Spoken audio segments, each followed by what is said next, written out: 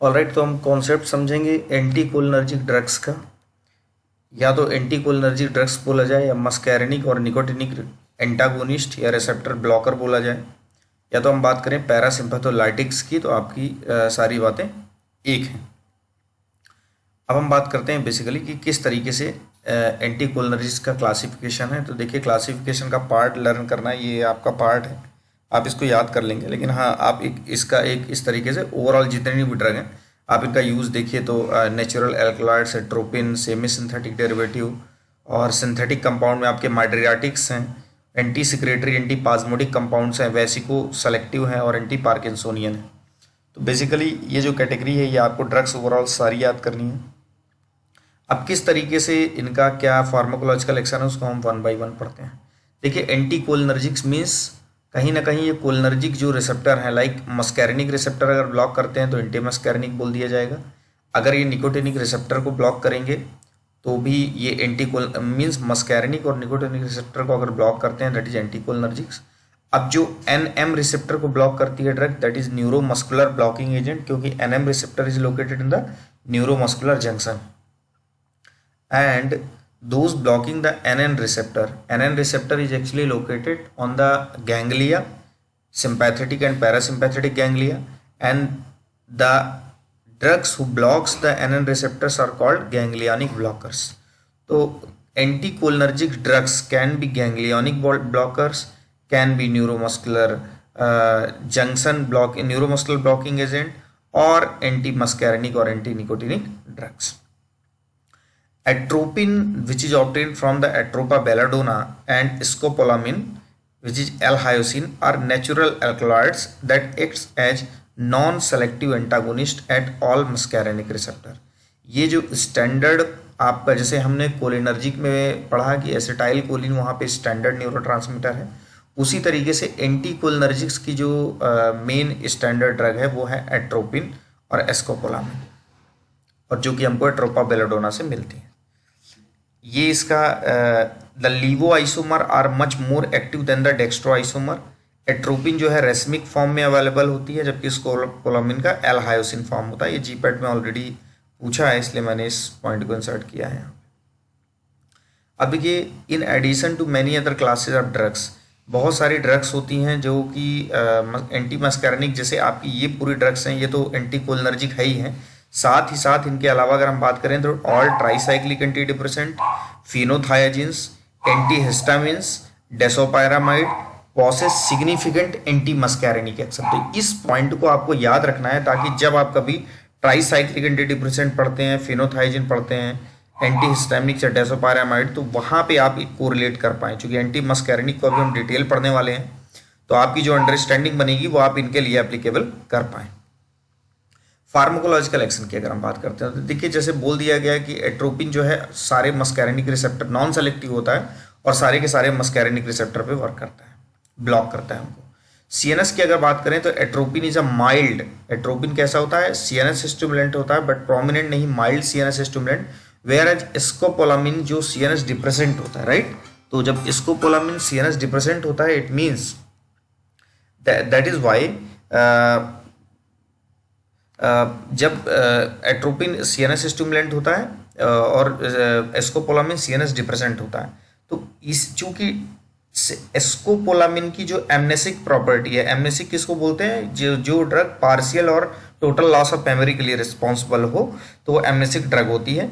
तो चूंकि इसकी एमनेसिक प्रॉपर्टी होती है, सीएनएस डिप्रेसेंट एक्शन होता है, यही वजह होती है कि हायोसिन को, एल हायोसिन को हम बेसिकली जो ये यूज़ करता है ट्यूबलाइट स्लीप मीन्स, थोड़ी सी जैसे आप देखते होंगे कि लाइट डिटेक्टर में हम किस तरीके से उसको टेस्ट में किसी क्राइम के अगेंस्ट या इंडिविजुअल से जो पूछताछ करते हैं, तो उसमें बेसिकली ट्यूबलाइट स्लीप मीन्स नींद का आना, मतलब पूरी कॉन्शियसली आप पूरी तरीके से नींद में नहीं जाएंगे, आपको नींद की झपकी सी लगी है, लेकिन आपका पूरे सीएनएस जो होगा वो फुल तरीके से एक्टिव नहीं होगा, आपसे उस समय इंटेरोगेशन के समय बेसिकली ये यूज करते हैं, राइट।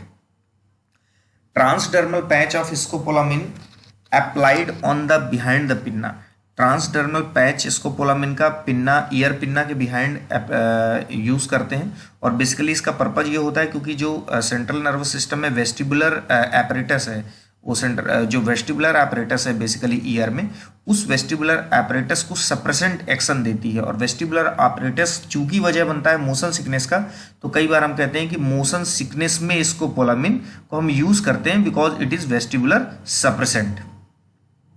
सेंट्रल एंटीकोलिनर्जिक एजेंट, जो सेंट्रल एंटीकोलिनर्जिक एजेंट्स होते हैं लाइक ट्राईहेक्सेफेनेडाइल, जिसको बेंजहेक्सोल भी बोलते हैं, या benztropine and biperiden, are the drug of choice for the treatment and prevention of drug induced parkinsonism. Drug induced parkinsonism का मतलब है कि बेसिकली यहाँ पे चूंकि पार्किंसोनिज्म में बेसिकली किसका एसिटाइल कोलिन का लेवल इनहांस होता है, तो ड्रग इंड्यूस्ड पार्किंसोनिज्म में जब एसिटाइल कोलिन का लेवल इनहांस होगा तो बेसिकली ये एंटीकोलिनर्जिक ड्रग जो कि एसिटाइल कोलिन को कहीं ना कहीं इनहिबिट कर रही हैं, वो कैसे यूज करेंगे, ड्रग इंड्यूस्ड पार्किंसोनिज्म में हम यूज करेंगे। अब हम बात करते हैं, तो इसका सीएनएस पे मोटा मोटा जो आपको याद रखना है, एक ट्यूलाइट स्लीप की तरह स्कोपोलामिन को, एल हायोसिन को यूज करते हैं। ये मोशन सिकनेस में ड्रग यूज होती है एंटीकोलिनर्जिक, और ड्रग इंड्यूस्ड पार्किंसोनिज्म में भी यूज होती हैं क्योंकि ये एसिटाइल कोलिन के लेवल को क्या करती हैं सेंट्रल नर्वस सिस्टम में कम करती हैं। कार्डियोवैस्कुलर सिस्टम, तो देखिए कार्डियोवैस्कुलर सिस्टम में इसका जो इफेक्ट है थोड़ा सा कॉम्प्लेक्स है। किस तरीके से, जैसे एट्रोपिन इनिशियली ब्लॉक करती है M1 ऑटो रिसेप्टर को, तो चूंकि हमको पता है कि ऑटो रिसेप्टर जब ब्लॉक होगा तो ऑटो रिसेप्टर अगर ब्लॉक होता है तो वो पर्टिकुलर फ्लो जो है बंद होगा, और जब बंद होगा देयर बाई, जब वो चूंकि ये M1 ऑटो रिसेप्टर है, जब ऑटो रिसेप्टर बेसिकली उस फ्लो को बंद करने के लिए काम कर रहा है, लेकिन जब आपको उसने मीन्स देखिए, जैसे इस कॉन्सेप्ट को आप इस तरीके से समझिए कि चूंकि जब हम जानते हैं कि जब प्री साइनेप्टिक न्यूरॉन पे जो रिसेप्टर प्रेजेंट होता है उसको ऑटो रिसेप्टर बोलते हैं, और जब कभी ऑटो रिसेप्टर से एगोनिस्ट बाइंड होगा तो उस पर्टिकुलर, जैसे अगर मैं पैरासिम्पैथेटिक फ्लो की बात करूं तो मैं बोलूंगा कि पैरासिम्पैथेटिक फ्लो में एट लास्ट एसिटाइल कोलिन का रिलीज होना है। तो अगर मैं प्री साइनेप्टिक न्यूरॉन पे प्रेजेंट M1 ऑटो रिसेप्टर को ब्लॉक करने की बात करता हूं, इट मींस अगर उस ऑटो रिसेप्टर से एसिटाइल कोलिन बाइंड होता तो वो उस आउटफ्लो को मींस एसिटाइल कोलिन के रिलीज को बंद करता, लेकिन चूंकि मैंने M1 जो ऑटो रिसेप्टर है उसी को ब्लॉक कर रहा हूं, इट मींस अब एसिटाइल कोलिन उससे बाइंड नहीं हो पाएगा, और जब एसिटाइल कोलिन बाइंड नहीं हो पाएगा तो वो जो पैरासिम्पैथेटिक फ्लो है, ऑटो रिसेप्टर जब अपना काम नहीं कर पाएगा तो पैरासिम्पैथेटिक जो फ्लो है वो क्या हो जाएगा, वो इनहिबिट ना होके बढ़ जाएगा, तो उससे क्या होगा, एसिटाइल कोलिन का रिलीज बढ़ जाएगा, राइट। तो पहला तो ये वाला पॉइंट हो गया।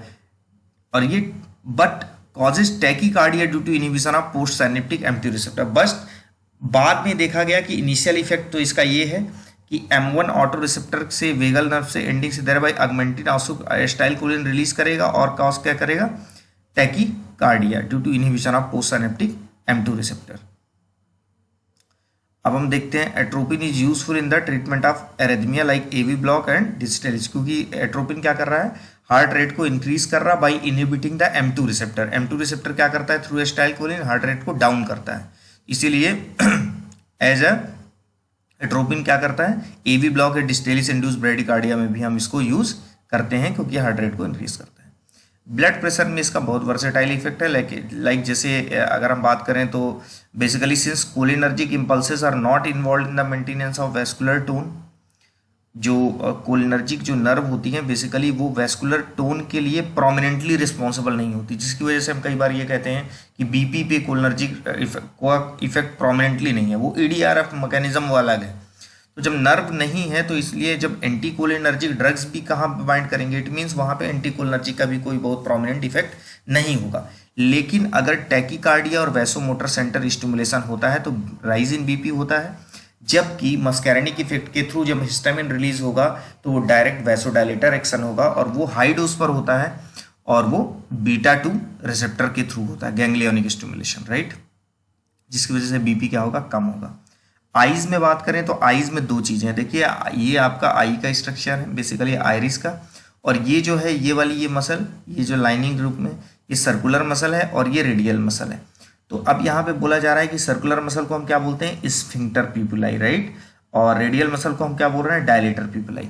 तो एट्रोपिन जो होता है बेसिकली ये क्या काज करता है, एट्रोपिन एट्रोपिन क्या कॉज करेगा, रिलैक्सेशन ऑफ सर्कुलर मसल। तो जब सर्कुलर मसल रिलैक्स होगी तो ये पर्टिकुलर प्यूपिल जो है ये क्या होगा, डायलेट होगा। तो topical instillation of atropine causes mydriasis और relaxation of sphincter Piplai.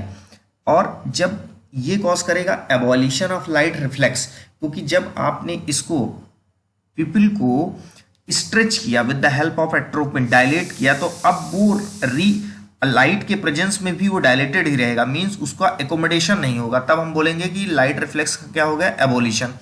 Cycloplegia, cycloplegia का मतलब है, ये साइक्लोप्लेजिया के रिस्पॉन्सिबल होता है, इसका मतलब है कि paralysis of ciliary muscle resulting in dilation, ये डायलेशन है बेसिकली, एन यहाँ है, dilation of people and paralysis of accommodation lasting 7 to 10 days। Means atropine cycloplegia के लिए भी रिस्पॉन्सिबल होता है। साइक्लोप्लेजिया क्या है, paralysis of ciliary muscle, and ये रिस्पॉन्सिबल होता है मिड्रियासिस के लिए। तो मिड्रियासिस जो इसकी मिड्रियासिस जो एट्रोपिन की वजह से हो रहा है वो बेसिकली हेल्पफुल होता है फंडस एग्जामिनेशन में, ताकि आप ज़्यादा से ज़्यादा रेटिना के पार्ट को देख पाएँ।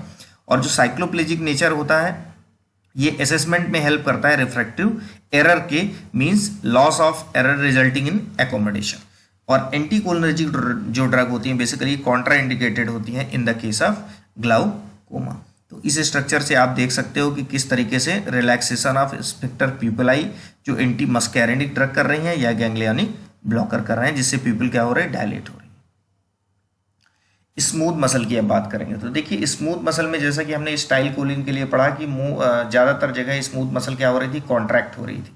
तो यहाँ पे हम देखेंगे कि all the visceral smooth muscle that receive parasympathetic motor innervation are relaxed by the atropine, because M3 receptor को जो कि स्मूथ मसल में प्रेजेंट होते हैं एट्रोपिन के द्वारा क्या कर दिया जाएगा, ब्लॉक कर दिया जाएगा।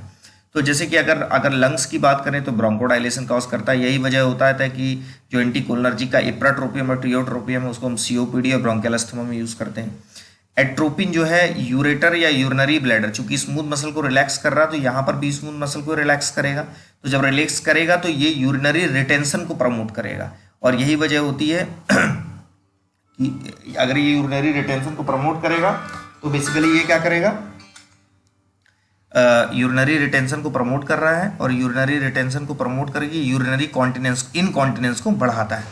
तो हम डाइसाइक्लोमिन राइट, तो जैसे हम डाइसाइक्लोमिन, फ्लेवोक्सेट और oxybutynin are useful for the treatment of urinary incontinence and renal colic.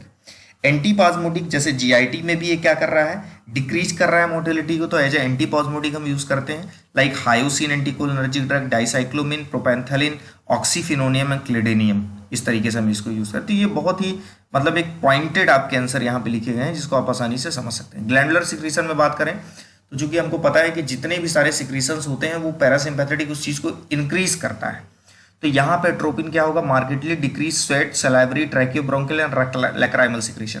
तो बट अब इसकी बात है कि जब स्टमक से एसिड के रिलीज को बंद करेगा, जिसकी वजह से हम पारेंजिपिन और टेलेंजिमिन जो कि M1 रिसेप्टर ब्लॉकर है को हम पेप्टिक अल्सर में यूज करते हैं।